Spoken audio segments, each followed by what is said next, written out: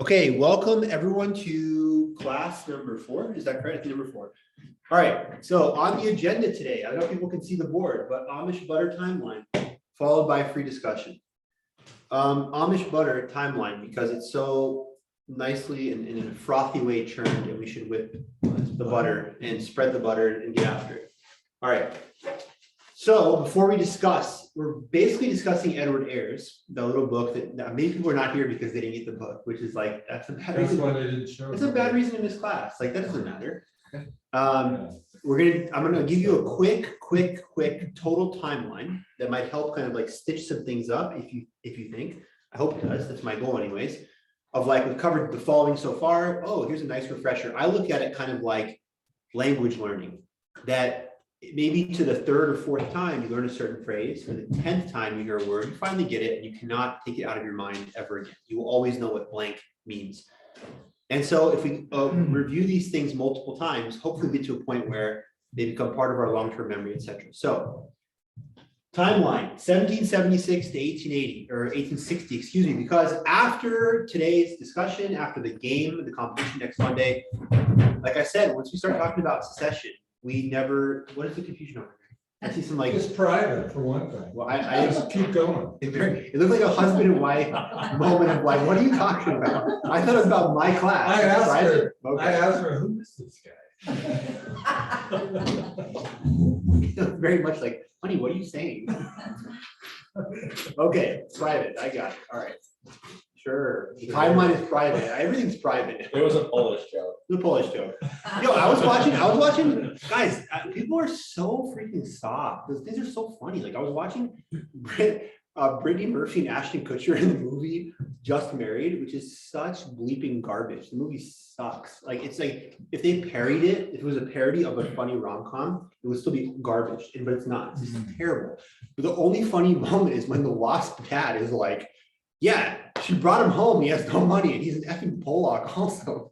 It's really funny. Doesn't Ryan look like a Polak? Like He looks like, no, actually, I would not guess immediately Polish heritage. you would not. I wouldn't I immediately. thought No, it I was Polish. yeah, Because I was saying, Those kind of jokes get started. I mean, a lot of good mathematicians and everything else come from Poland. yeah. I mean, famous. see, I'm gonna give you I'm gonna give you my theory. It's gonna be very about grooming my own ego. Like I'm a genius, I'm brilliant, and like I'm like all Polish people are like me. So I think people talk about Poles being dumb because they're so smart. Mhm. So it's kind of like the turtle name is, Speedy, the turtle, right? It's like Poles are dumb because they're really actually the smartest people on the face of the earth. That's my theory. But I choose not to encourage. you don't encourage that. Okay. I'm not gonna lie, you know what really pisses me off for the live stream? I hate when I write people emails and they don't write me back. I hate that. Like, I hate that. I honestly think, okay, again, when we get famous, when this becomes like the place, when we build this Chernobyl in the Blue Center, we're like, this is the shit, like, this is the place you have to come to. And like, Bishop Barron tries to come here to give a talk, we tell him like, get out of here. Like, take a number, dude, your number, maybe 3 years, 5. People will watch this and stuff and they'll like, whatever, wow, these are the early years. Just like finding like, the early stuff. And I'm gonna tell you, freaking St. Thomas More and Pullman, I invite them to all of our stuff. They don't even write me back. I want to go in there and like, I want to go into their center and like say inappropriate stuff loudly. And be like, I'm part of the center. Everything I say, they support. They made me do it. Whatever. They don't write. Why can't they write an email back? Like I honestly think, whenever someone emails me, I try to within 24 hours. That's what I'm thinking right now. I'm upset about this. I'm not sure the people it was who know how to write. So That might be it. That might be it. That's what I was thinking too. I didn't want to say it out loud. But. They're like that, like it's, St. Mary's, they don't really like St. Augie's. yeah. What's up with this kind of stuff? What's up with this? Because they think of St. Augie's as being liberal. Saying I think I think they're. I think it's the opposite. I think Yeah, no kidding. I don't know. Yeah. But it's something. It's like Capulets and Montagues. And you know what? We're Tybalt. We're the guy who encourages. We're the guy who kills Mercutio or whatever in the square. Anyone watch the Zeffirelli, Romeo and Juliet? No, no one's seen that. This is what I'm talking about. This is the stuff. This is like everything today is coming up like negative. Like I go to get my mailbox downstairs, and I'm like, I'm gonna have a bunch of mail. I'm walking towards my mailbox and I'll take the effort because it's like Christmas Day presents, there's nothing there for me. No one cares anymore about anything. Okay, let's get started. So there was this war. So there is this war, actually, indeed. The first thing on the timeline is 1756 to 63 is the French-Indian War. Remember, guys, I swear to you, we're gonna talk about this time for 5 minutes today, so buckle up. It's gonna be super fast. It's just a review. Aston's, hello on the Zoom. Anyone listening in person and on Zoom, this is super fast review. No questions, just language learning, getting into our head what we did the first 3 classes. French-Indian War, 56 to 63, is that which kicks the French out of America. And remember, enrages the colonists, who I think justifiably were like, we fought and died. Our brothers, our cousins, we died defeating the French for the crown, and now we can't settle on these lands. That sows the seeds of the revolution. I really have a long 24-year period here, 1776 to 1800. In those 24 years, we have our revolution and the French Revolution and the Jeffersonian triumph that I talked about in 1800. Remember, the agrarian triumph, the pushback against people like Hamilton and the centralizers and all the people that during the 90s, whether it was the Whiskey Rebellion, the John Freeze Rebellion, the US Bank wanted to kind of erase all the lines on the map we talked about, right? Washington's farewell address in 1796, he said, avoid entanglements in Europe. Europe is bad. Europe is gross. And all they do is fight. And he wasn't wrong. And America he was super America first. And that's great, or that's terrible. I'm not going to tell you how to think about things. He was like, America should just leave Europe alone. And we will really for the next 118 years, as Betsy Johnson knows better than anyone in probably the world, until 1914, until the First World War, right? We're going to basically stay out of Europe. Louisiana Purchase 1803, size is doubled, begins to manifest destiny, right? 1803, Louisiana Purchase until 1893, Frederick Jackson Turner in Chicago, frontier thesis. The frontier is tied up. That's the long 90 years of manifest destiny of Western expansion. War of 1812, the successful conclusion to that for us, even though the British kind of kick our butt. But after the Treaty of Ghent is signed, the famous Battle of New Orleans in 1815 gives us this kind of like feeling. My fathers got out from under the yoke of the British and won our independence. Now it's going to be permanent. And now we can begin all the movement west. Things like the Convention of 1818, settling the US border at the 49th parallel, Oregon country open for all, which will lead to the Treaty of Oregon 1846. Oh, I want to add Oregon Trail. You're correct, right? Plus 1849, the California Gold Rush. Why? That famous Louisiana Purchase 2, Treaty of Guadalupe Hidalgo, 1848. Remember, all of Nuevo Mexico and Alta California.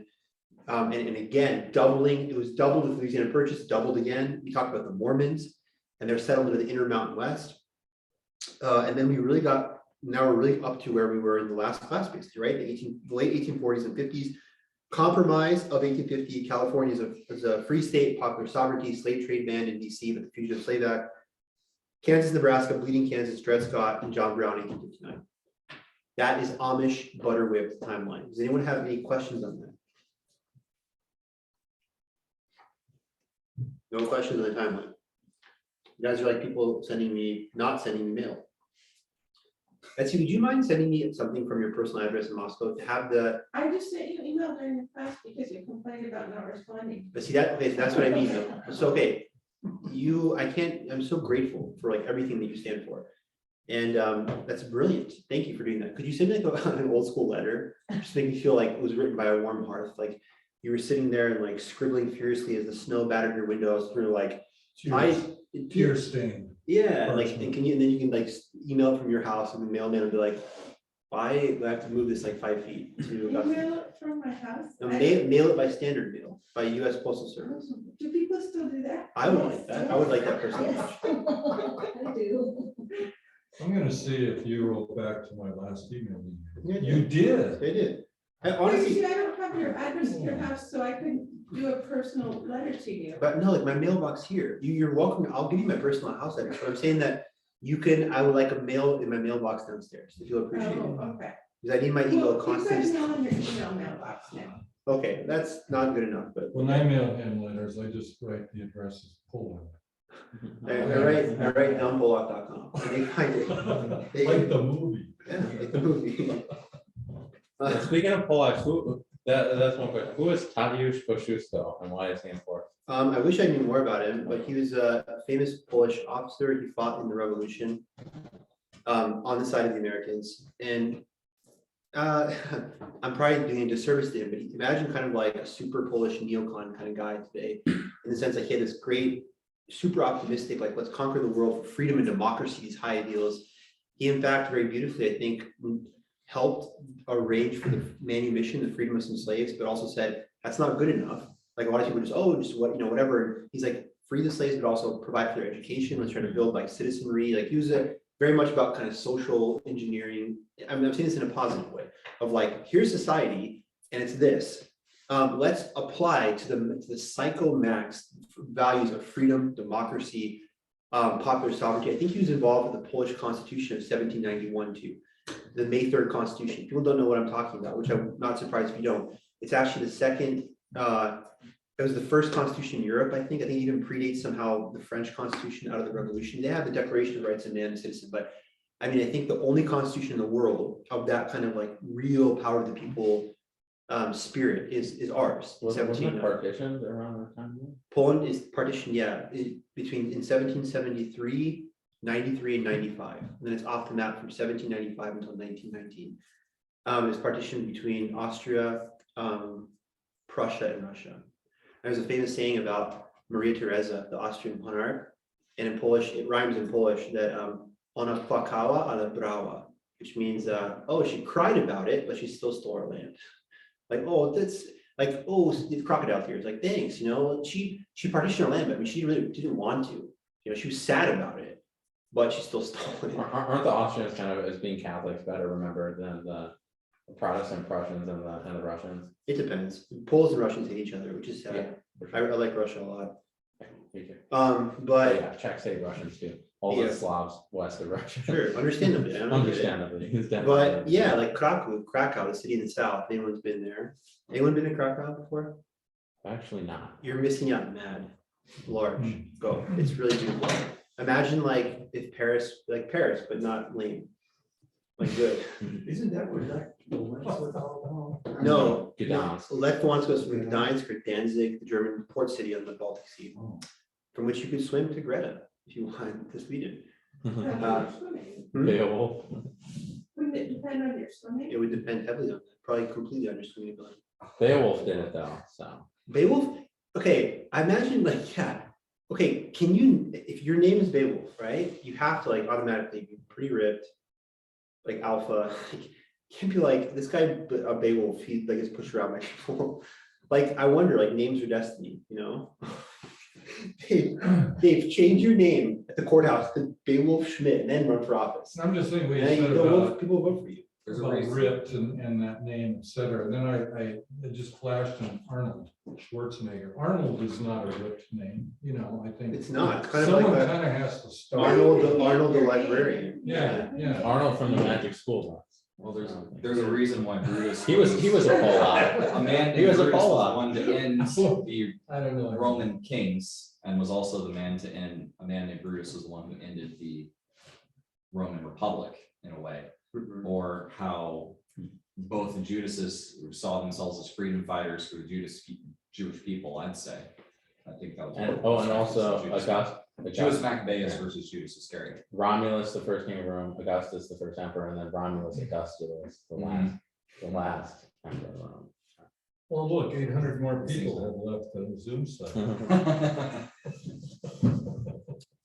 I wonder if I could handle like having like a million people on my Zoom chat. So do you I think think it would go to my head.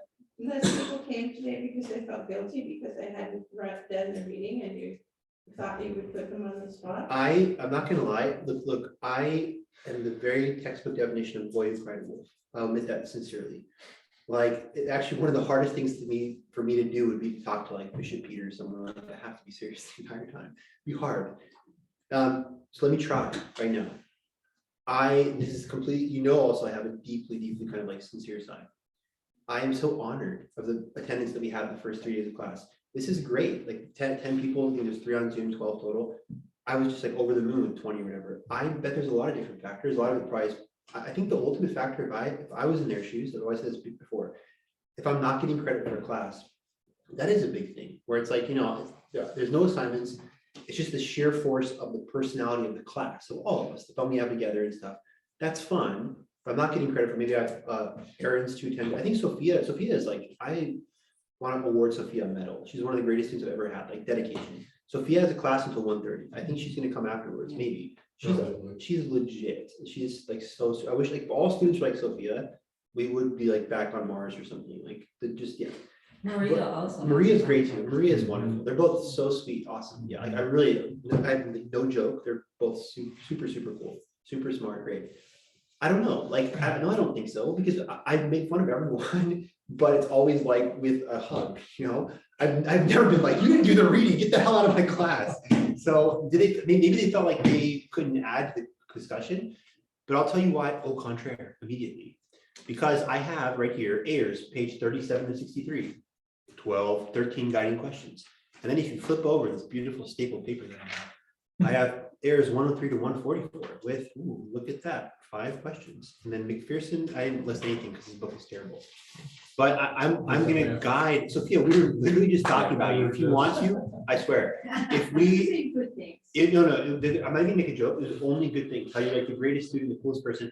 If you don't believe me later, when Anna posts the video, you can go and like click the live stream like at 1:20, you'll see, I'm dead serious. We give you dirty looks because we used to think we were pretty cool, but not anymore. Dave, I told you like 5 times, if you want to stay in my good graces, run for mayor of Moscow. You're not even planning a campaign. You haven't even had exploratory committee, so don't even talk to me. He doesn't let you stay up as late as those meetings go. Yeah. Betsy, why Yeah. is that relevant? His job is supposed to please me and I want a certain vision of Moscow, and he's the guy that I want to pull the strings on. It's not about him. Okay, let's start. Let's get serious. Let's everyone get super serious right Yeah, now. let's do it. You have Seriously. absolutely less. This is unacceptable. This is highly unprofessional. Okay, so Ayers says in his book, he says this forcefully. He's not messing around. He says, east, north, and west are directions, but the south is a place. What does he mean by that? Do you guys agree or no? East, north, what a stupid, like, ooh, I'm so clever. Epic fail off the bat for Ayers, I think. But no, is he right or not?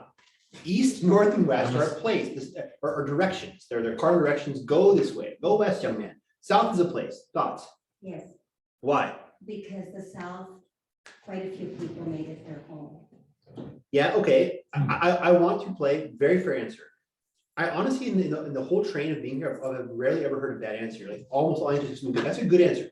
But I want to fight all of you on every answer. Like I want to say, what if someone said, so what? People make homes everywhere. How does that make the South different? He's saying that the East, North, and West don't have this kind of regional character. You're saying the South does. You're agreeing with him, and you can make a great point. People make it their home. There is this kind of Southern hospitality. I'm going to challenge you now and respond. Oh, I made it home here. Like, why do I not get to call the Pacific Northwest a place? How is it different? Why? Because in the South, it's like a community and they have. There's different- more community than other places. Yes, they have like a library and a church and etc. Very fair. Okay, excellent. Betsy, you had your hand up as well. Oh, Just texting in class. yeah. I get it. No, I get it. no, I'm actually in the book. I was looking for a book. I've got the books loaded on my phone, so, Betsy, I swear to you, like, I really mean this. Like, you could do no wrong in my eyes. I can find out that you're like an agent, like working for World Destruction, like working your personal assistant to Klaus Schwab. I still be like, okay, go ahead. but I was going to say that he shows us as having a distinctive character. Do you agree with that? Do you think so? More than other places or no? Because Because ultimately, I care what you think. I don't care. Let's use it as like a starting point. Do you think the South is a okay, scenic I place? spent 2 years in Virginia and it was very different. Very different. It was like a world different to me. And maybe if I hadn't been coming from Seattle to Virginia. That's Christendom College where you were? Yes, Okay. I was at Christendom for 2 years and it was a different world. I mean, we had black neighborhoods and white neighborhoods in Seattle, but in Virginia, there were black towns and white towns. And I think people, in some ways, people in Idaho might live more like people in Virginia than people in Seattle, of course, but it was a completely different world. I remember going to with the Legion of Mary and visiting hospital patients. And we were 60 miles from Washington, DC.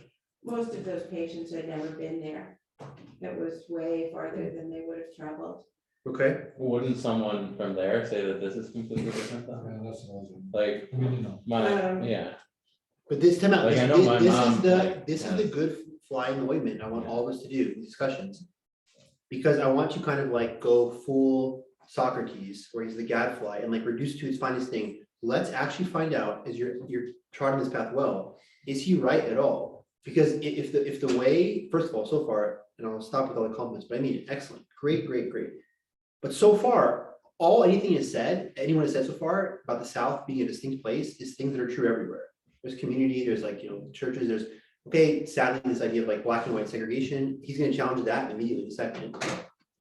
there's simply more black people in the South. There was a completely different attitude towards the Civil War.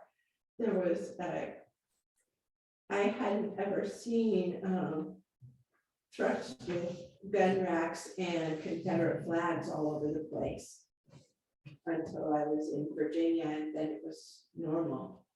I mean, Then you did that for your gun own racks car. are not unusual, but of course in Seattle they are. Oh my God, in Seattle they are. But We're pretty normal here, There was too. a whole history, and maybe, the Northeast has history too. But you go into town and the people have a look. You can look at the people and know their families have lived there for generations. And the north, south, east, and west have generally been more mobile. Okay, fair point. You missed a good comedic opportunity too. You could have been like, by the way, excellent point. I'm gonna come to Hunter, whoever wants to add in. That's the first point I've heard so far of all the good comments of a real kind of distinct reason, perhaps a longer standing rootedness of 300 years of a certain stock in a certain place versus people that are more transient. I will never be Pacific Northwest. Despite the fact that people always call me, like, they want to put me on magazines to promote this area, and like, you have, like, we want you to represent us, but I can't, because I don't have I've been here for 3 years. Wait, I'll come to you in 1 second, I swear. But before I forget to tell Betsy, this is the first really good thing that I heard so far, like on the nose. That is something true. Maybe there's less transients. The opportunity you missed, before I go to Brian, I want to hear what he has to say. And I'm really with bated breath. Do not lose your thought. You should have been like, when we went into town, people had a certain look on their face. It was severe indigestion. And then we would have. Go ahead. Okay, well, I mean, speaking of someone who spent so much time in the South, I consider myself from it, even if I was right on the edge of it. You're not though. I'm kidding. Arkansas, All right. Arkansas is the deep South. Arkansas is technically I south give you of Florida. full, I will stamp your passport. You are Okay. Southerner, yes. Go All ahead. right. So I think that the South, out of any region in the United States, and perhaps in the entire Anglosphere, is the most aware of time, period. I like the sheer sense of that things pass away and that your world can change utterly in the South is just, I don't know, it's culturally ingrained, and at the same time, it's the most leisurely of all of the United States. Like the South is really the one place where people can truly relax, and not relax for an afternoon, but relax for their entire lives. And that's not to be lazy, just Yeah, brilliant. there's a real sense of change. Sign me up, let's go. For instance, William Faulkner's excellent novel, Go Down Moses. Very first story is called In It. It's like a series of stories, but it is a novel. It's just called Was. And it's perfect. It's a perfect way to explain the sense of the word was is deepest in the South. Why? Because you really get to feel the sense of time if you've been there, because you see what's antebellum, you see what's postbellum, and even before the war, you understand like the way things once were, because like you see the South is one of the few places where there are like Indian mounds and things like that, which you don't see in other places in the United States. There's the remnants of the life before, there's life afterward, and then of course there's Reconstruction, and then Jim Crow era and the height of segregation and that ending. And like, that's just felt generationally. And when I look at my older relatives who've been in the South, and like my grandpa was born in Arkansas, my great aunt was born in Arkansas, there isn't like, I can't sense an iota of like toxicity about that sort of thing, even though I'm sure knowing that like, I know they were raised probably to look at people differently.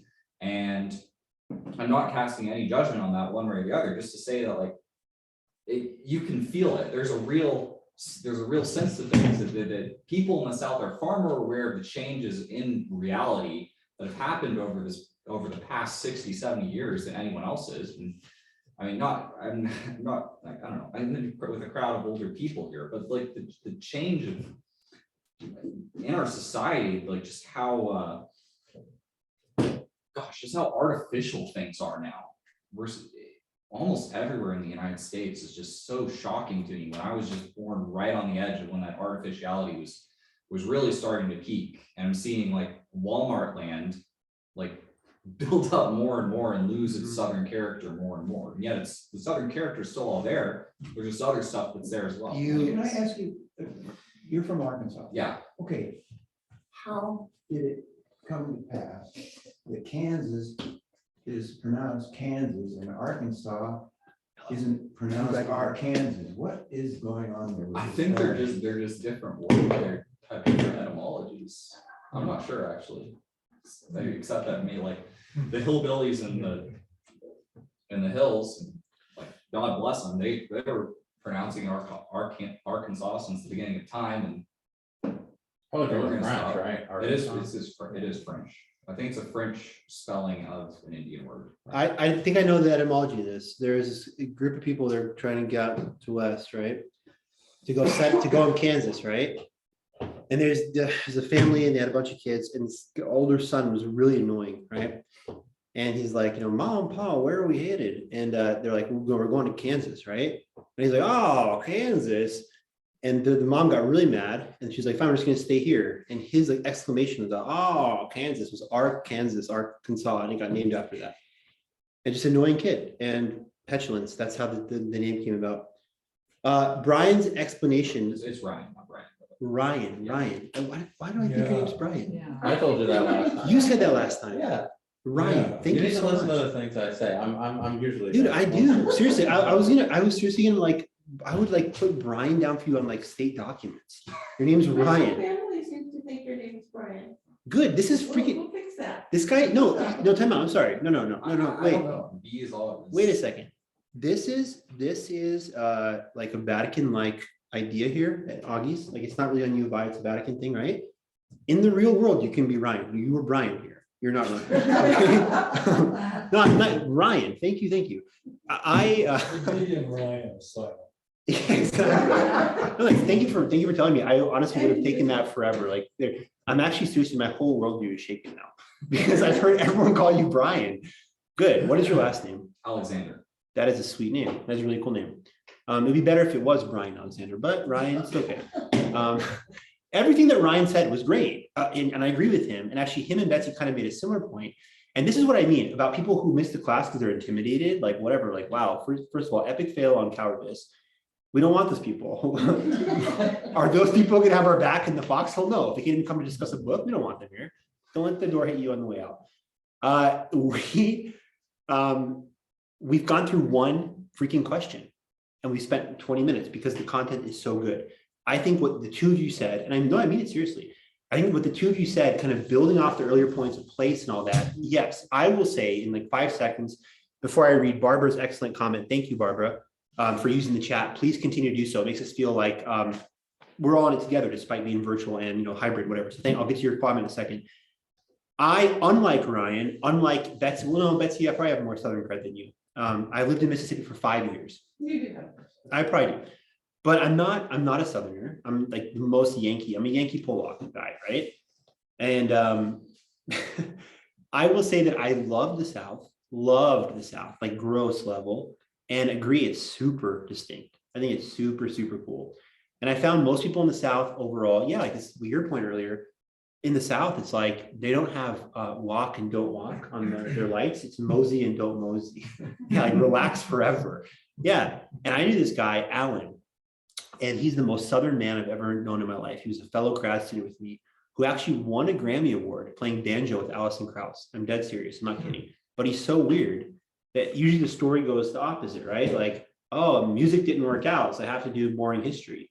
His dream was to be a historian. I don't know why. He quit music. He quit touring with Alison Krauss to come do history. But without saying, he's a phenomenal banjo player, like freaking crazy. And it was hilarious because a lot of our department people were super like Yankee people. So all he had to do to piss off people from the North, and I'd be like in the corner dying laughing. It was much better if he had a couple beers, was just like break out his banjo at these parties. And we're supposed to be all like serious and like support the North and start playing Dixie. And start playing Dixie. Yeah, it's so funny. People get so pissed. Like he's trying like starting an insurrection or something. He's playing a song that the North, that Lincoln loved, by the way, but whatever. I think the South is very, very distinct. The most Southern thing I probably ever did in the South was went to a Kentucky Derby party. All of the women were, we need another word. Like they weren't dressed to the nines. They were dressed like to the 99s with their like ridiculous hats and this kind of stupid over the top stuff. And it was awesome. Like all the kind of excess and stuff. There was this kind of Versailles, almost kind of like crazy. We relaxed. I'll never forget. I'll forget your name again, probably. But I'll never forget your quote. It was that's one of the best, really the most beautiful, you're worthy of Faulkner description of the South. Relax forever. Yeah, and it's like there was that kind of feel, you know. But okay, let's move on with some of Ayers' quotes. Scrapple. Scrapple. What is Scrapple? I'm honestly dumbfounded. Scrabble or Scrapple? Scrapple. What is that? It's a food, isn't it? No, it's an alcoholic beverage or something. No, it's like a meat thing that looks like French toast. You're really selling this. Oh, to me. yes. It looks like this neat thing that you found in like a sewer somewhere. Like, it's really good, trust me. It's an actual, it's an organ meat of some kind. I'll look it up because. It's definitely not horse meat. I just know that.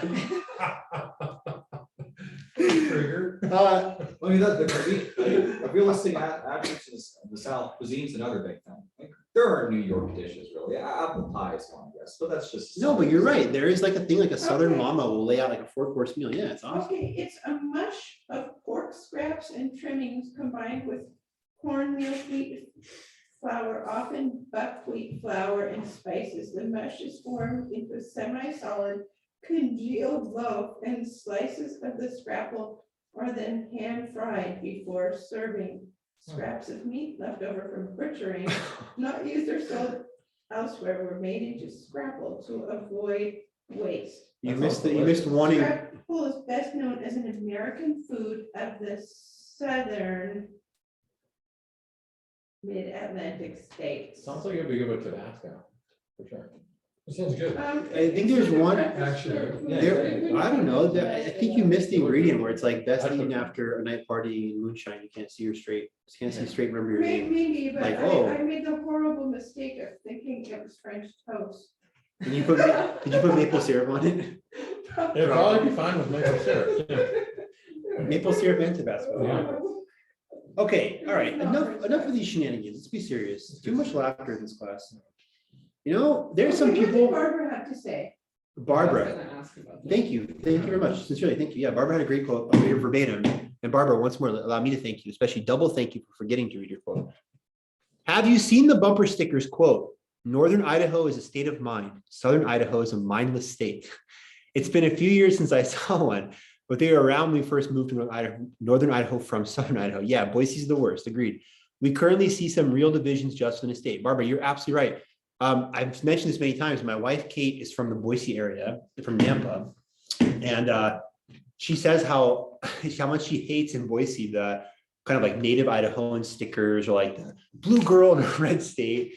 And like, even in like Boise, there's this kind of like, oh, but wait, you're not from the North End. You don't get the North End magazine. You what? Sorry? Red girl, red state is what we see in Northern. I see blue girl, red state in South. But yeah, in the North, wow, red girl, red state. Also, gravity is real. Like it's a red state. Like why would you have the bumper sticker? Well, maybe you're lost. If that girl was like my boyfriend dumped me, I'd be like, I know why. I understand. Okay, Barbara, thank you. Yeah, I actually have not seen that, but I really do love Boise a lot. But it's great to make fun of from the north, like looking down on them, literally. So thank you. I have not seen that sticker though yet, no, but I'll keep an eye out for it. And I think you're exactly right. If we're talking about in this class divisions within a country and these sectional divisions lead to war, what about in a state itself? I heard before class talking about people in Eastern Washington want to be absorbed into Idaho or Oregon, Greater Idaho, that kind of stuff. Right. The divisions can be as local as you want them to be, as local as the fanaticism or the philosophical underpinnings are. All right, Ayers, staying on him, it's still 37 to 63. For people following along in the book, they forgot to buy it because they were too lazy and don't follow instructions. So he talks about Americans view the South as retrograde, but the South loves being retrograde. Why? That's a great kind of point to what earlier was said. People look at the South as these dumb, hick, hillbilly, whatever. And every time a poll comes out, and trust polls as much as you want, but the South by far is the region with the most happiness, the most kind of sense of personal fulfillment, the one has the most optimistic look on life, the most patriotic, the most like family oriented, the most charitable. And so it's like, great. Like, and then in New York, the South is so hick. I'm here in my like apartment that's this big, and I'm just, you know, I don't want to use profanity in this class, blank online, and hashtagging people, and just that's my life. And you know, New York City, yeah. And I can't go anywhere in New York without like a million controls and checks and things and this and that. But the South is so bad. They're so awful. It's like he does hit at a true point, I think here, that people look down on the South and they don't care at all. People in the South can live happily without plumbing. And people in the North would be horrified. People in the North, if their lights flicker, they're like, oh, we're gonna die. Yeah, right. And Idaho has a similar kind of thing. I remember when I married into an Idaho family, not getting, and I'm not a New Yorker, I can't claim that status, but I went to New York probably once a week when I was growing up. I'm very much of that frenetic. All of you have said it to me, I think at one time, how fast I talk. I'm always like, oh, super hyper. Yeah, that's the Northeast. It's always like, if I don't get this out now, someone's gonna flip me off. Someone's gonna flip me off a taxi window. I got, I'm honking the horn. I didn't understand when I came out to the West why people would say about Idaho, like, yeah, please tell everyone it sucks. It's terrible. It is exactly just potatoes. It's awful. Because we don't want New Yorkers to move here and people like that, right? And I agree. I think every time I drive on the Moscow Pullman Highway, I think like this would be so ruined if a bunch of New York people built something here. Anything. It would be awful. Like I want it to be like the most hillbilly people can't even read. They can barely milk their cows, but like that's all there is out there on Brown Road, right? Off the Moscow Pullman Highway. Well, Brown Road connects you to Sand Road from Old Moscow Pullman, right? I know Sand Road. I know Brown. Oh, Brown Road. Brown Road. Yes. Freaking Sam Brown Road is the fifth. Sam Brown. Yeah, that's the fifth. That's the Fifth Avenue. Farmers, yeah. So I think I see some not everything can be connected via analogy. Some things are on their own. But I think in this point by Ayers, there is some connectivity in the way the South views itself vis-a-vis external stereotypes they don't care about that applies to Idahoans as well. I am totally happy if people are like, I never want to come to the Palouse, that's too cold, it's too isolated. I like the character of the place here. I like how friendly it is, how simple. So similar thing. What else here? A lot of his books here are a lot of the points in this earlier part of the section are talking about the differences in the cause of the war. The South have this kind of like idea tied to like British elite mores and this kind of like feudalism that we talked about in the early part of the class. I'm not trying to give myself credit, and I'm being very sincere. I think you can tell from the inflection, especially in my voice, how calm it is, that I'm being very, very serious. I think we covered this adequately in the first couple parts of the class, talking about the kind of the different ideological divisions between North and South, Greek and Rome, all that kind of stuff. And actually, I'm very happy if we did.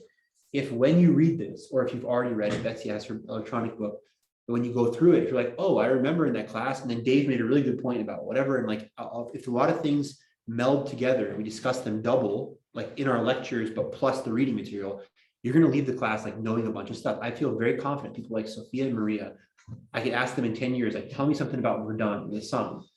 The discussion was so good in that class, they probably could, maybe she'll be the foremost expert on that in the world if she was interested in going into that. But when you leave this class, I hope there's enough crisscrossing over material multiple times that even if you never pick it up again, we leave with a lot of stuff kind of committed to long-term memory. And a lot of that is kind of here. I have to say, I'm actually really enjoying the books. That makes me very, very They're not happy. Dry. Good. And they're very different from each other, these Good. first two. I hope the rest of the 5, because we're reading Errors, and McPherson's our textbook, takes us through. It's just So this. you're skipping part of air. Yes, I am. I'm starting on page 37. I read. You read the that grade earlier part. Straight through. You read his kind of biographical kind of his own story in the beginning. I think Ayers was the president. I don't know if he is still now. He's an older gentleman now. So he might be retired or emeritus level. I think Ayers was the president of Wake Forest University in Winston-Salem, North Carolina, which is like south in parentheses. North Carolina, it's the North Carolina really south. Like it's, I enjoyed all this computer stuff. you enjoy the computer stuff? Good. That's okay. Why? Maybe because it's relevant to my life. To your own life? Um, There is nothing that speaks as much to us as things that are directly relatable. Yeah, no, that's an obvious point, but it's a fair point to like hone in on. If there's a Catholic speaker going to talk about something, the topic is everything. He's Yeah. talking about, 1993 HTML. And I think, oh yes, I got my first HTML support questions in 1993. That's, I'm not gonna lie, that will vary upon the readership when you're reading a book, what speaks to you, but that can be the hook to get you into something totally, and like enjoy the whole book even more so, augment your experience because of that immediate personal connection in this kind of random coincidental way. So that's great. I want to pause on this, on page 47, people following the text. So a lot of the stuff is like, it's just obvious stuff we talked about, but read through, it's great. He's a good stylist. I think I agree with Betsy, it's a good book, I think. I hope I'm only assigning you interesting books. I hope I'm not punishing you with an assignment like this book is terrible. Please read it.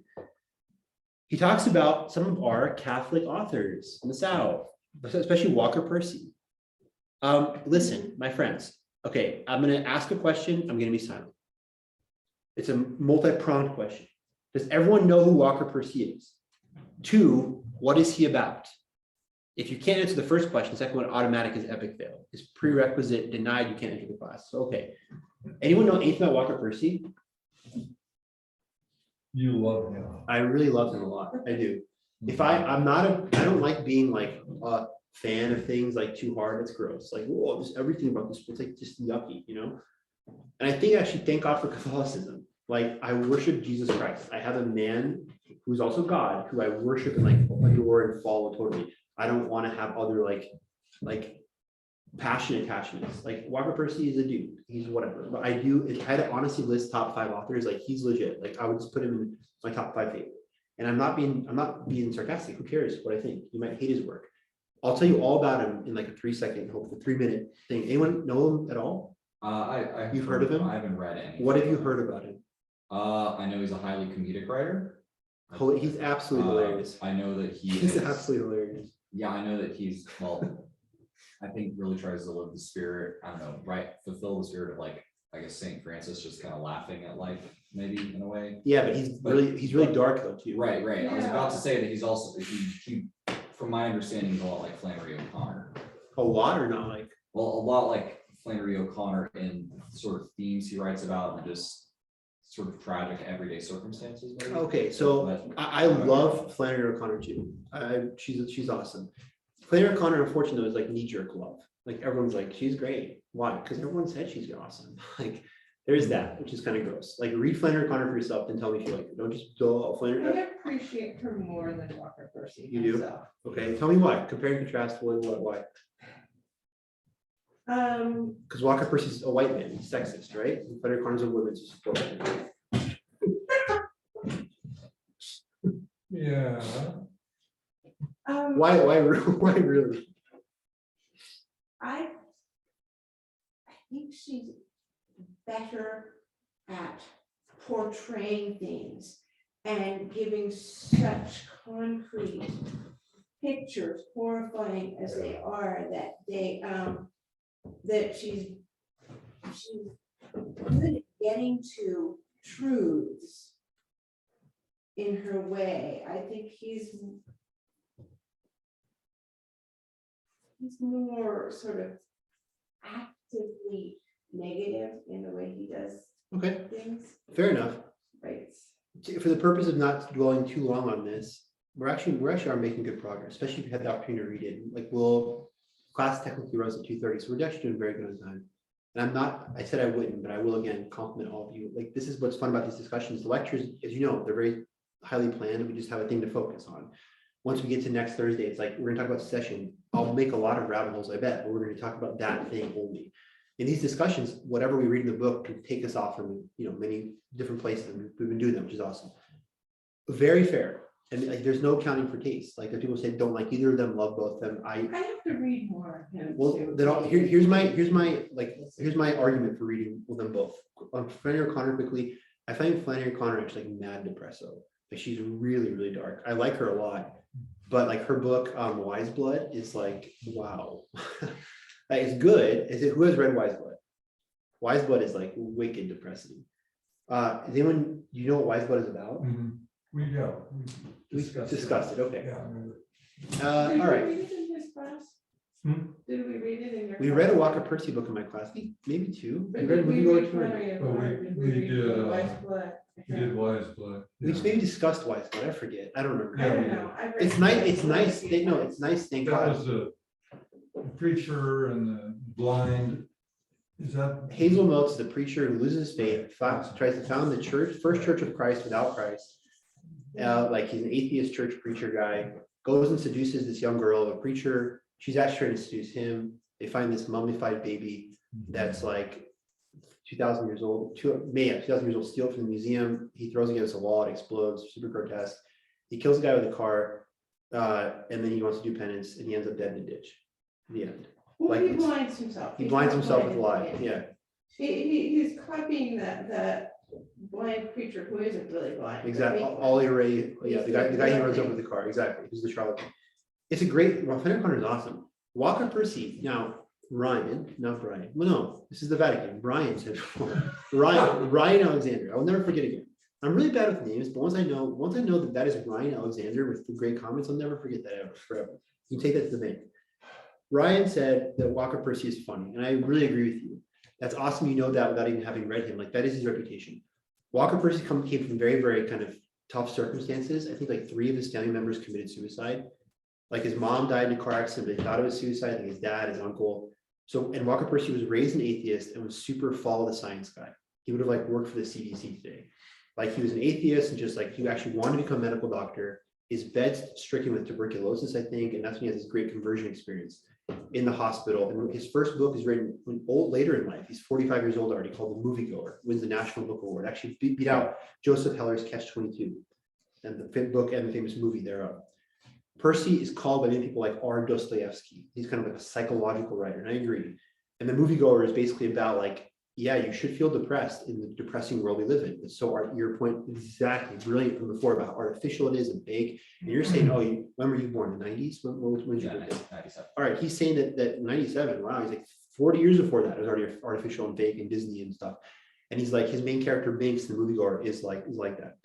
We had to read a book called Lost in the Cosmos, which Peter Kraft, like all these kind of like Catholic celebrity guys. It's like, oh, if Peter Kraft said to do it, you got to do it. No, like whatever, like great. But Peter Kraft, however you value his opinion or not, he said if he had to have 2 books, that he can only take 2 books to like a desert island. And I was like, please send him to the island already, as many books as he wants. He's like, I do like Peter Kraft. I'm just joking. He's like, the 2 books I would take is Abolition of Man by C.S. Lewis and Lost in the Cosmos. Lost in the Cosmos is extremely vulgar and awful. I, who enjoy in like writing, not being myself, and like you can be a character stuff, I would not write some of the stuff he writes. It's very, very explicit. There is that kind of dark, but it's really funny. He has a book called the last book I recommend, but also really it is vulgar and whatever. He has a book called Love in the Ruins, the story of a bad Catholic at the end of the world. And it's just so funny. The guy, Dr. Thomas More, and he says when he opens the book, like, I'm named after my namesake and how I've embarrassed him and stuff. And he's a guy, he's an alcoholic doctor who literally sits at his desk and like his secretary comes in, he's like, oh, Brenda, get these effing papers going or something. And he just like has his own dialogue and he literally writes something perfect. I can't remember it, but like, I wish I could read you verbatim, where he's like, pass on his chair. He's like, where's my Jack Daniels? And he like, his mind goes like, he goes, door open, whiskey poured, better.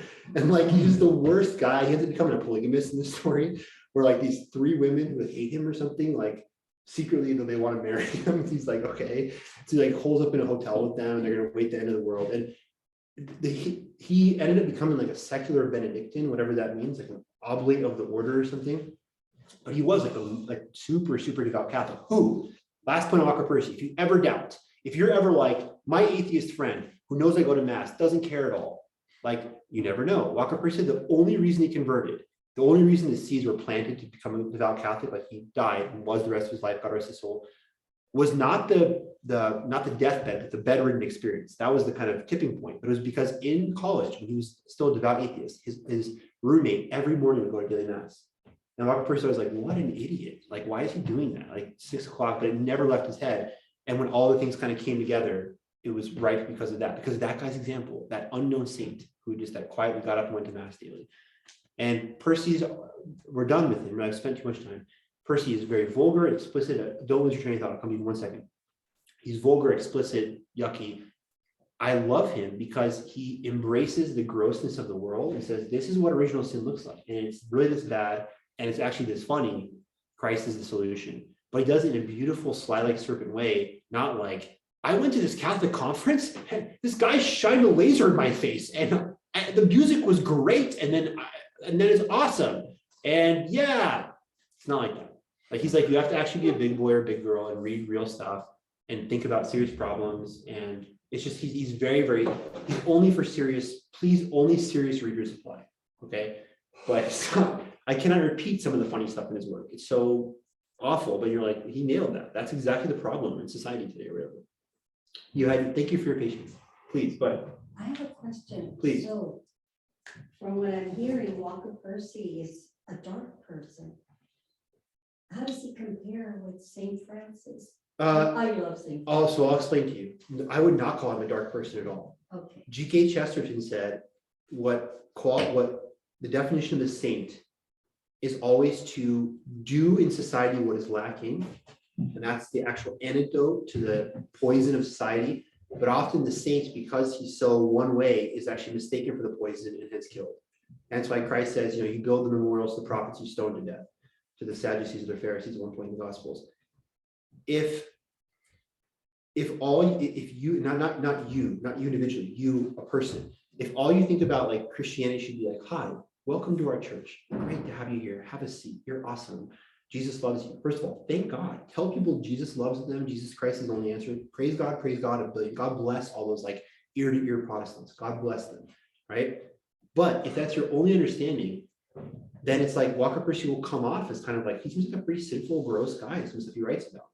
What he is doing, and this, I make this defense only because I believe it, not to just, well, here's how I spin it. Walker Percy says, no serious Catholic or even broad umbrella Christian writers are trying to step into the breach and address these serious problems. The only thing these megachurch guys do is sin is bad. I'm scared of it. I'm going to hide from it and like go over here and like, And Walker Percy's saying like, you want to talk about how gross sexuality is? I'm going to give you a polygamous character and you're going to like this guy and be like, and he goes full polygamy and he's going to get out of that mess through a real, actual, like earthy, serious Catholicism. That sounds like St. Francis. St. Francis is a figure of light, and the guy stripped naked in front of everyone who got like arrested today, denounced his father, and like he talked to animals. The guy who should be in a padded room. I love St. Francis. And he went to the Amluk Sultan and tried to convert him to Catholicism. He wanted to be executed. He wanted to be martyred by the Sultan. He wanted like, please kill me. He was nuts. And I say nuts in the most. St. Francis is awesome. The point is, St. Francis gets like, I don't know what the word is, defamed. They're like, St. Francis, he like petted dogs and animals. St. Francis was psycho in the best way. We need more crazy people like that. Yeah. So what I'm saying is like, Walker Percy, I would disagree. And the Sultan wouldn't kill him because he was like, he's the man. This guy's crazy. This guy's still based. Yeah, we can't kill him. Exactly. We need him.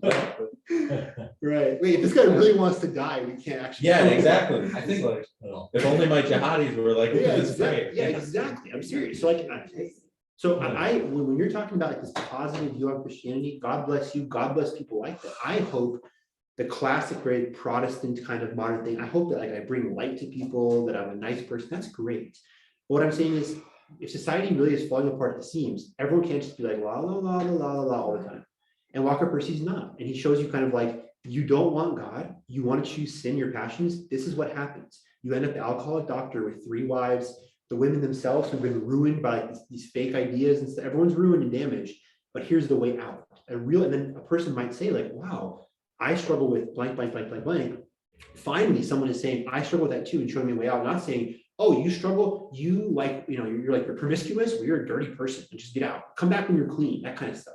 Well, the person's like, oh, that's not helping me. I don't understand that. Show me how I can actually emerge from the problems I actually have. Percy's very good about that. And I really, in fact, one of the greatest Catholic authors who never became a Catholic is, and really this book maybe you really don't want to read, but Infinite Jest by David Foster Wallace. I've probably mentioned this before. If you're shaking your head like, I have it, I have about 200 pages into what it. do you think so far?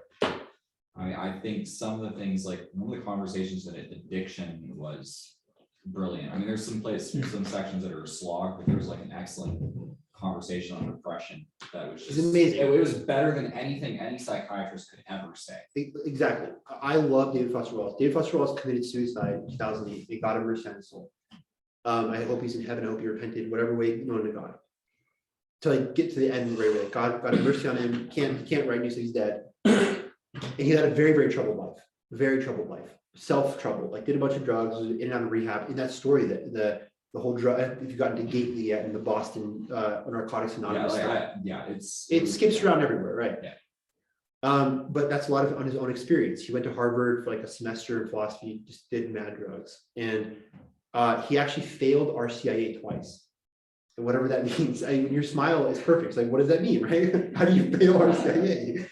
There's no test. You show up and you complete it, right? David Foster Wallace. But I don't think that was it. Like David Foster Wallace was, let's quote our girl, Flannery O'Connor. David Foster Wallace was God haunted, how she always talks about. He really was like, and he is a very, very Catholic writer. Infinite Jest, which is not a Catholic book, is a book just about modern sin and addiction, especially commercialism. He perfectly talks about the president in his book. It's written in 1996. There's a guy named Johnny Gentle, who is just literally Donald Trump. Donald Trump, who's a germaphobe. Like Johnny Gentle, they call him that. He was this is like later in the book. It's a 1,000-page book. Johnny Gentle was a stand-up comedian. He's called the cleanest man in comedy. He did family-friendly comedy, but he washed his hands 100 times too. So he's literally the cleanest man in comedy. And the whole book, I mean, I don't know if you want to get into Infinite Jest. I will say this, I don't usually make sexist comments. I'm not a sexist. Like I hope that we're such good friends that I would say like, yeah, I'm really not. I very much am. I'm kind of like woke feminist kind of, which maybe sounds gross, but the Infinite Jest really is kind of a guy's book. I've heard that even like women that I'm friends with, if I talk to, like, this is terrible. Like girls often don't like it. I don't know what that means. So it's Old Testament, also a guy's book. Yeah. Your words, not mine. No, but I'm serious. People that I've talked to, women that including my wife, they're like highly educated PhDs that who are like, oh, I think they're smarter than I am. It's not an intelligence thing, but it seems like it's kind of a bro book. Like there's a lot of things from the Enfield Tennis Academy where the guys are like, slap things over towels in the shower. And what I mean is not that scene. I mean, it's like 20 pages of just like dumb guy jokes and stuff. It's like, I get my girl would be like, this is dumb. I don't know that I want to read like 20 pages about the sorority and whatever. And like, oh man, Allison, I can't believe you did that for 20 pages. I don't know. But but don't let that dissuade you. I really think it's probably David Foster Wallace's Infinite Jest is probably, he's the new person. And it's the best Catholic book of the last 50 years probably. But it's just, you're not going to recognize it as Catholic because there's very little Catholicism in there. Here's the Catholicism. It's a book about what original sin run rampant, passions run wild, not following Christ looks like in a modern age overwhelmed with psychological problems, drug use, and technology. And it's really, really very, very interesting. I'm glad Ryan, I'm not going to lie, like I know you very little, but mad respect for your intelligence. Seriously, I've heard you say a bunch of stuff now, and it's all very good.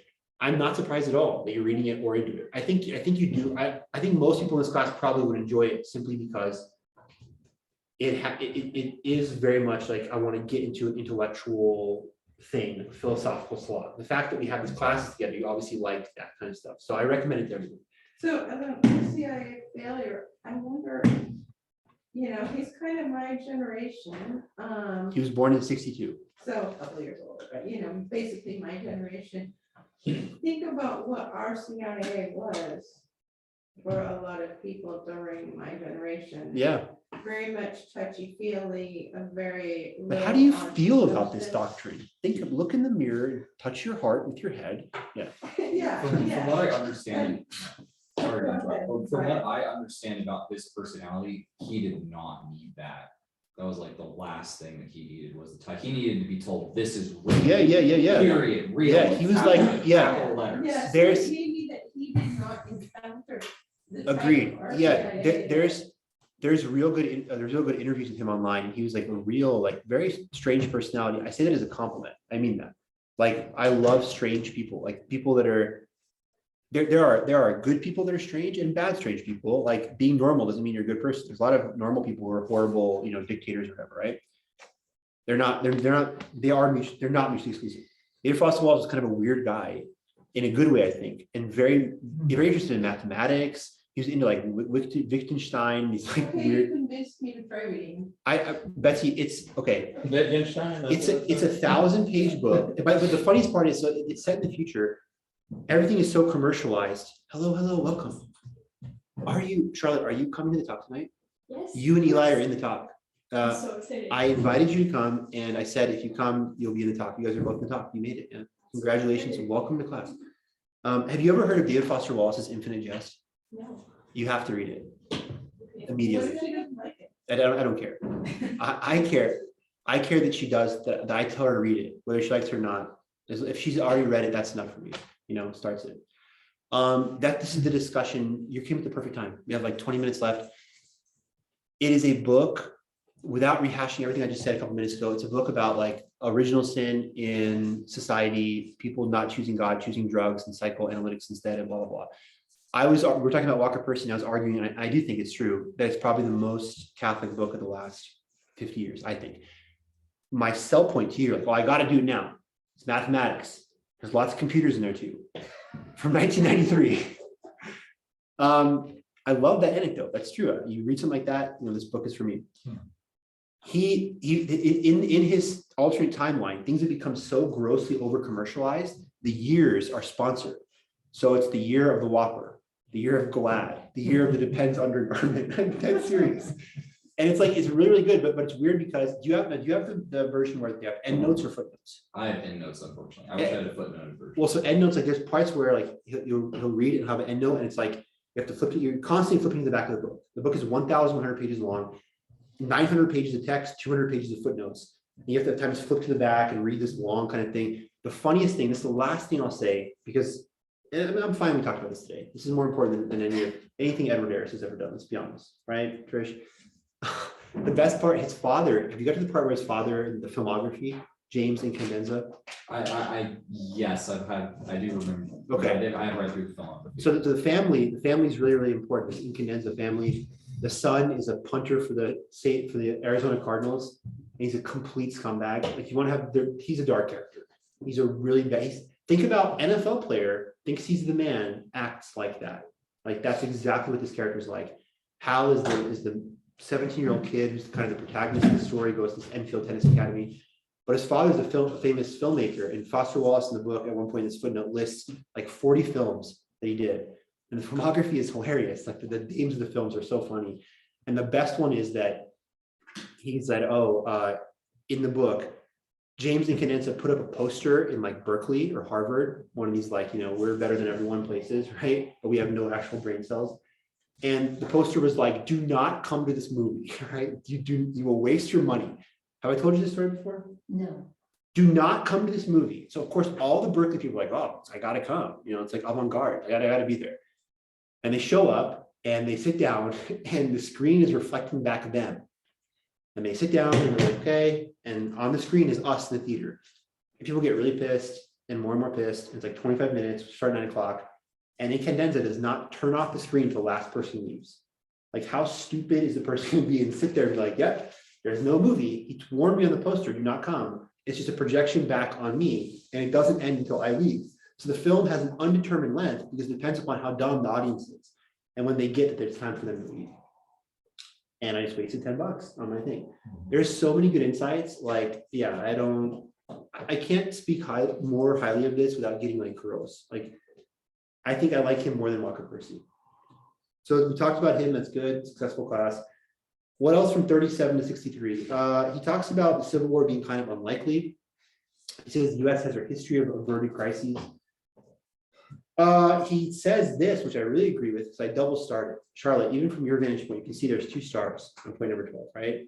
See, it's good. If you can see it from back there, there's no excuse for anyone not to see this close. Can't see that. You can't see it? That's embarrassing. I would not admit that if I were you. He says, avoid the folly, avoid the fallacy of saying like, oh, people like myself, literally, who are from Pennsylvania and are so much better than everyone, that's the real America, whereas everyone else is there just this rebelling segment. He's like, that's wrong, that's false. The US had a regional history and the South happened to break away, but it's a regional crisis. And the final point he concludes with, we have what? We have 19 minutes left, very good. He concludes with a book suggestion I will give all of you. Benedict Anderson wrote a book in 1983. Verso published it in London. Look at that, I remember that footnote. And it's called Imagine Communities. And Benedict Anderson says that ultimately nationality and nationalism is kind of an invented concept, why he calls it Imagine Communities. Based especially on what? Hunter, you make you disagree. Tell me Well, why. I haven't read the book. I think after you read the book, you'll be convinced. I think there's a lot of that bogusness now. about Tell me it's what, all go ahead. imagined, like- Go ahead, go. Like people say like race is imagined, but like you can very easily visually tell somebody's Okay. race. So Okay, nationality may be a little more difficult, but I still believe that there's like common descent behind a lot of, not America, obviously, because it's yeah, not sure. like that, but I behind a agree. lot of European nations, there's common descent. Czech, Black and Roos, I think they were real guys, personally. Sure, no, that's a very fair And point. Indians as well. And I'm glad you make that corrective or that argument, because I don't think you go all the way to the wall. And I haven't read this down like in 10 years, but I don't think he says it's completely imagined. He says just like, but yeah, think about it. Above all, language is the answer. Language is the thing that makes people feel most unified. If all of us speak Magyar, right, we're Hungarians, and they don't speak Magyar. That's the whole problem in the Austro-Hungarian Empire of like, oh, if you speak this bleeping German, you know, in Vienna and whatever we want, you know, Magyar nationalism based around linguistics above all, but also, of course, geographical boundaries. The museum is very helpful. Ataturk, when he builds modern Turkey out of the ashes of the Ottoman Empire, puts up all these museums. Like, this is what it means to be Turkish. Like, you're no longer Ottoman. Ottoman was this behemoth into Persia and Saudi Arabia. Modern day secular Turkey that I'm trying to create is based on these kind of specific principles that our kids will be taught at these museums and blah, blah, blah. And okay. So the South, kind of taking the discussion full circle to a lot of Ryan's earlier, very, very good points about the nature of the South. Yeah, even the twang, the Southern accent in itself, people make fun of it. People think it's super romantic. It's hick and disgusting. Like, there's a lot of opinions on it, but there's no way it's not recognizable, right? Like, it's very recognizable. I actually have worked my whole life. I was born with a very, very strong Southern accent. And I got made fun of in Pennsylvania, so I worked to have this Yankee diction very, very hard. I practiced by watching Peter Jennings on the nightly news, imitating him. Yes. You know, the language thing with accents. There you got Maine and Massachusetts, New York, New Jersey, Maryland, and then down into the South. And you can really tell who those people are. In fact, there was a license plate, or not license plate, but a bumper sticker. That was on a car with a Maine license plate, and it said AUYA, been to Maine. And I asked this friend of mine from Maine, what does that mean? And he says, you've been to Maine. Nice. Which is just a Sure. different way they talk. Just the colloquial diction, yeah. Yeah. A similar example in Pennsylvania, in my little locale, they say Hyena, Hyena. And it's like, ain't it? Like, how about now? Like, it's just, yeah, it's weird. Yeah. And it's taken for granted if you're in the thicket where you can't see the forest from the trees of that linguistic, cultural kind of thing. Hyena is very, like, it's normal. Like in the South, they often say might could, which is strange. Like, would you like to go to coffee later? We might could do that. Or instead of push that button, mash that button, which sounds way too much enthusiasm. You know, push is just like, I'm going to push the button. Mash it is like, you mash potatoes for a reason. It sounds very British too. Like I Yeah. can picture like a lower class British person. Sure. Fair enough. So we have, can I, something? Dave, I have thought that from the Schmidt family, I've heard very little today, and I'm starting to get depressed. So please, I need some have two endorphin. things. Can Go I ahead. Yeah, can I stress the limit? You, and then I'm gonna read Barbara's comment. off the chat. Okay, first of all, I like Flannery O'Connor. I haven't read enough Walter Percy to compare, but I really like her, and particularly the All Things That Rise Must Converge. Great collection. of Yeah, books. I yeah. really recommend that. She's a master short story writer. Yes, and symbolism in her, I don't know there's anybody that can do symbolism the way she can. But anyway, she was asked one time if universities are discouraging too many young writers by the way they're teaching and so on. And her response was, I don't think they're discouraging enough. Yeah. Which was pretty clever. Yeah, she was epic, yeah. epic troll level. Really, yeah, Yes. great one-liners. Yeah.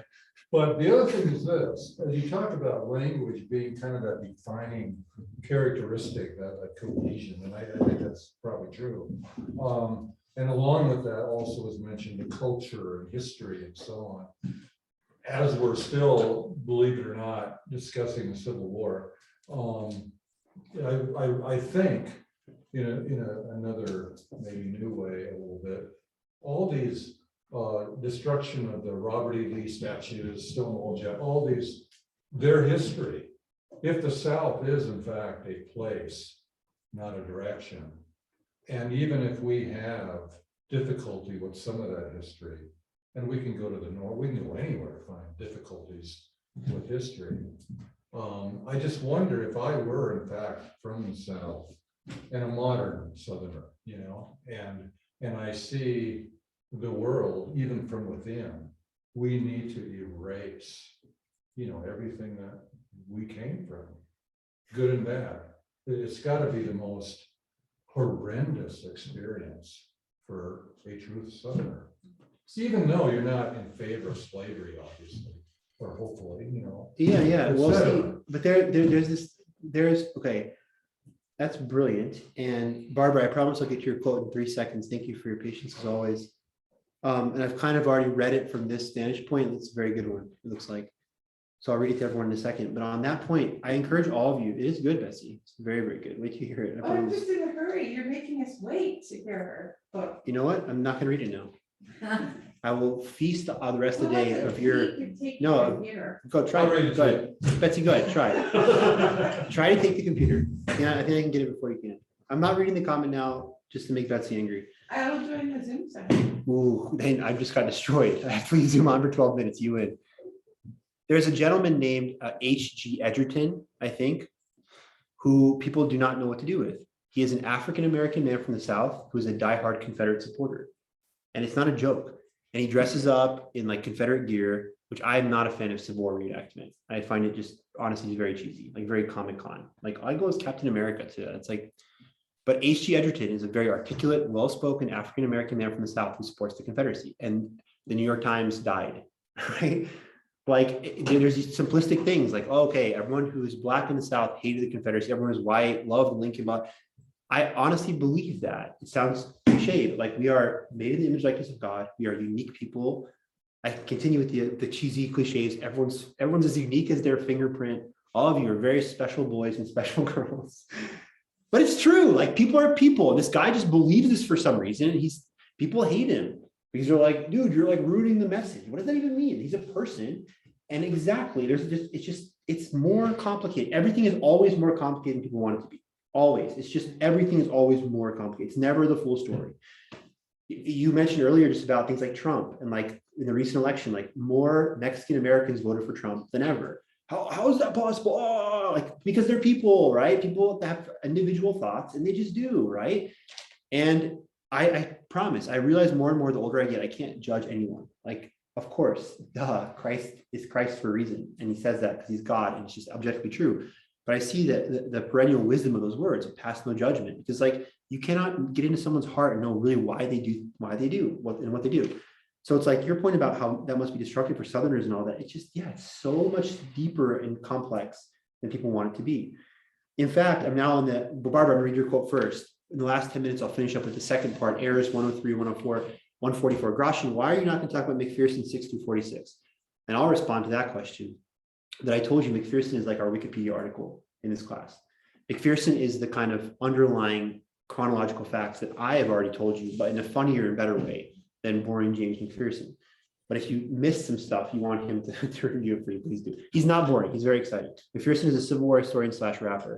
So that's cool enough. He's not. I'm just kidding. I wish he was. I just looked up Walker Percy's biography, and the Percy family was prominent in the South. On his father's side of the family, he was related to Leroy Pope Walker, Secretary of War under Confederate President Jefferson Davis, and a brigadier general in the Confederate Army. Walker Percy was born, Barbara, thank you for that fact. It's very apropos, Barbara, you won the class today. Honestly, all stars to you, because you connected a very Catholic point of what the center is about, and a Catholic author with the direct theme of this class, which is the Civil War. And indeed, Percy was born in the South in 1916. Yeah, it's like direct family then. It's very close. This is like when the war happened 60 years ago. Him born 1916 is like us born vis-a-vis the Second World War, the Cold War. I'm glad I beat Betsy Johnson to the point. She's currently connected to audio to read the quote. I just read it though. So I actually win. I win in the end. I win. Sorry, Betsy. Better luck next time. All right, 103 through 144. Yeah, I got it. I did it. Yeah.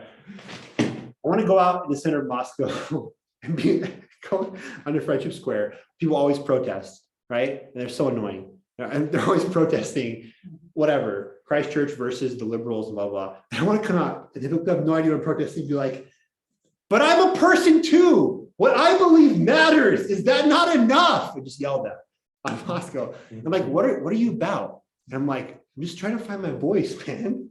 I'm trying to share like what it is, and then people will be like, they won't know what to do with it, because like, where's my poster? Where's my annoying billboard? I'm just being me. I just want to tell my story. And then people are like, what is your story? I'm like, it is what it is. You don't understand what I'm trying to tell you.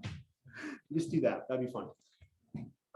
We should start a prank videos channel. Oh my gosh, I would do that. But it has to be funny. It has to be good. We have to have mad followers. You don't have, right? Charlotte, right? What's your reaction if I'm like, check out this channel and there's like 10 subscribers? You're like, immediate X, cancel, right? What if I'm like, it's 100,000 followers and it's really funny? What we'd have to do is all of us have to pitch in. There's a site you can go to. I think I talked about this. I think for $100, I swear I'm being dead serious. For $100, you can buy 10,000 Russian bots to fake follow you and fake like your videos. So we'll start a channel on Vandal Catholic and have like 6.6 million followers. And so what? I say they're all bots. I don't care. Like, what is a person anyways nowadays?